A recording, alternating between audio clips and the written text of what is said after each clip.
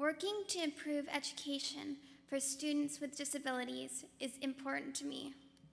My knowledge of special education has expanded through this summer's internship with the U.S. Department of Education's Office for Civil Rights. A good quality education propels children towards productive adult lives. Throughout my educational journey, from elementary school in Oakland, California, to law school in Cambridge, Massachusetts, supportive teachers and staff members ensured that my disability didn't obstruct my education. A good quality education will manifest in various forms based on the strengths and limits of the individual student. I identify as deafblind. Deafblindness encompasses a wide range of vision and hearing loss. Regardless of the level of deafness or the level of blindness, an individual that encounters dual sensory loss experiences a disability distinct from all the others. Teachers of deafblind students may turn to specialized training, state deafblind projects, and their own creativity to meet the needs of individual students.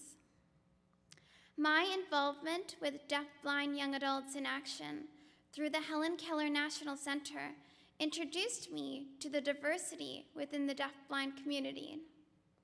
Some of the deafblind participants communicated through tactile sign language. Some used close-up visual signing, and others communicated by voice. When we met with members of Congress to advocate on behalf of the deafblind community, we quickly learned to work with each other's different communication styles. Those who were hard of hearing and blind felt confused by the occasional silence in the room. Was someone signing, or was everyone just quiet? I asked my interpreter to tell me, "Sarah is signing. Voice interpretation will resume shortly."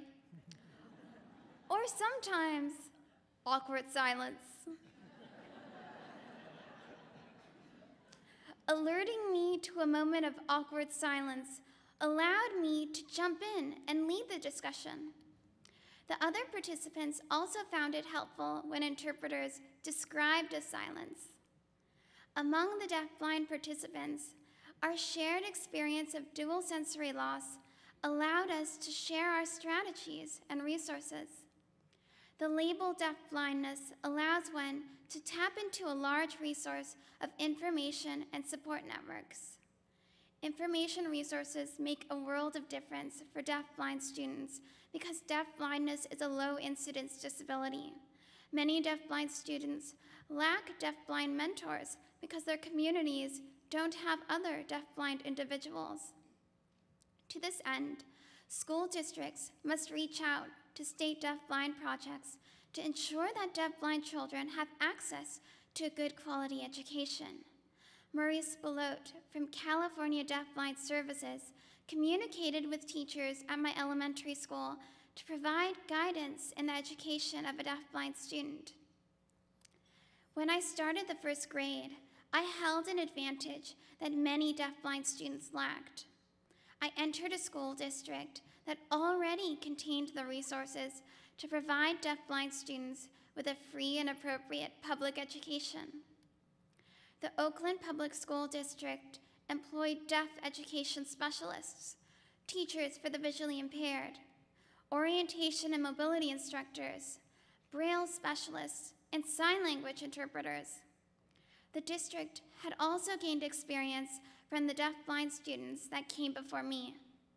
When my parents enrolled me in the school, the district shouldered the responsibilities of determining what accommodations I would need. At another less prepared school, I probably would not have received full access to an education. My parents didn't have any special knowledge of deafblindness other than personal experiences. They wanted me to succeed. They knew I would succeed. But the big question was, how? How does a blind child learn math? How should Braille be taught? Fortunately for us, Glenview Elementary understood that it was the school's responsibility to employ teachers who held the answers to my parents' questions. When all the accommodations for a deafblind student are in place, the student has the luxury of just being a student. Fundamental to a good quality education are dedicated teachers who create learning environments that fit the strengths and limits of an individual student. Although I had enough vision to read print with a magnifying machine, the teachers at my elementary school decided to teach me Braille. Only about 10% of blind students read Braille because the benefits of Braille are often overlooked. Due to the training my teachers received, they knew that Braille would be the most effective reading method for me. For 1 hour each day, I left my mainstream classes to play a game of Guess the Dots. The dot game gradually got more challenging, and when I finally developed a love for Braille, I had a wonderful supply of Nancy Drew mystery books. Not until my teenage years did I become aware of the stigma attached to Braille, and I'm grateful to have had excellently trained teachers to teach me to love Braille. The support teachers provided extend well beyond the classroom. Given that many community members doubt the abilities of children with disabilities, the power of special education teachers to remove these barriers is invaluable. I remember my father wanted me to take piano or dance lessons, but he was worried that the average piano instructor wouldn't know how to work with a child with a disability. When my father shared his concerns with Miss Fran Double, she recommended a dance studio and went out of her way to talk with the dance instructor about making sure I could fully participate. I loved the class, and my dancing has taken me to the Harvard Ballroom dance team. Since the special education teachers exposed us to so many alternative techniques, we developed a strong sense that an alternative technique can be developed for every goal. These teachers never gave me a second to wonder, can a deafblind person ski? How do you cook if you can't see? They provided the answers to these small matters before I even thought to ask. So by the time I was ready to ask such questions, the only questions left were the big ones, like, can a deafblind person get into Harvard Law School? One of the best lessons I received from a special education teacher involved learning to take responsibility for my own education, a lesson that helped prepare me for college. There was a time during middle school when I would wonder, isn't it strange that Mr. Smith didn't assign homework again?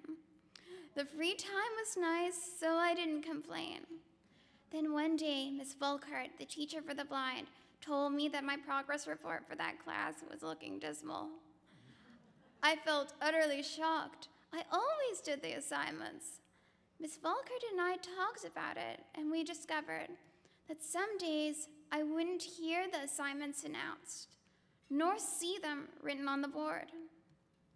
She suggested that I check with the teacher at the end of each class. The plan worked, and several weeks later, I received my first 4.0. I entered high school with a sense of responsibility for my own education. My goal was to do well and move on to college. Leah Mitsuyoshi, Heather Walsh, and Suzanne Balmaceda were the 3 teachers for the blind at my high school. As a student, my job consisted of completing the reading and homework assignments, and that was it. I didn't have to scan my books or wait weeks for the Braille copy to arrive, because Leah, Heather, and Suzanne worked closely with my mainstream teachers to provide me all the material in Braille and on time. Occasionally, one of my mainstream teachers would forget that a handout needed to be brailled, but I would have it by the end of the day, thanks to Heather, Leah, and Suzanne. When the time to transition to college arrived, I had already established a system for accessing classroom information. Unlike K through 12, post-secondary institutions require students with disabilities to initiate academic adjustments. Through the preparation I received from my high school teachers, I felt confident contacting the Disability Service Office at Lewis and Clark College to specify all the accommodations I would need. The Student Support Services Coordinator welcomed all my requests and even went further to suggest additional ones. The college purchased a Braille embosser so that by brailing the material on site, they could ensure that I received it in a timely manner. When a professor refused to allow academic adjustments, the Student Support Services Coordinator would communicate with the professor until we found a mutually beneficial solution.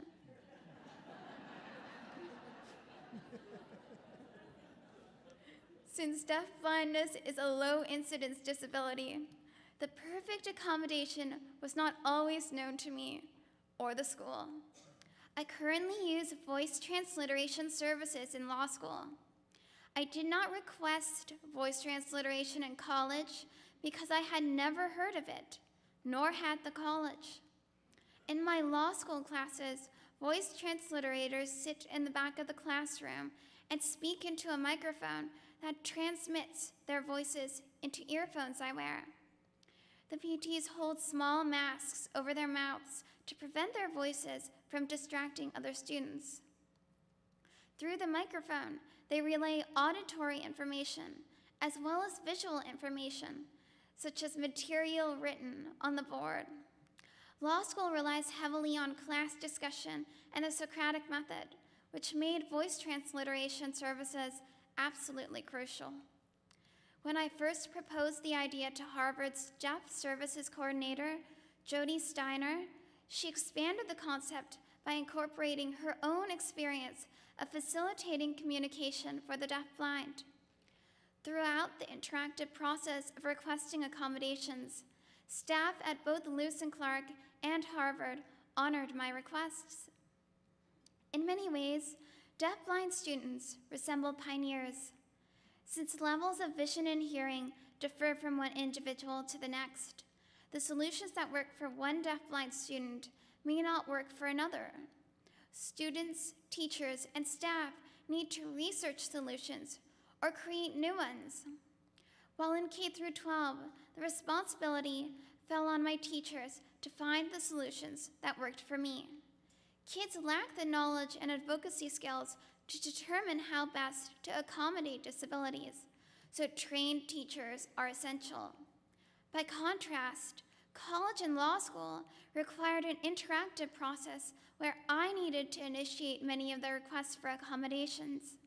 Together, we addressed questions such as how does a deafblind student excel in advanced mathematics, study a foreign language, or mingle with attorneys at the law school's professional networking event. At the law school's networking event, I stationed myself at a central table with a Braille display connected to a QWERTY keyboard.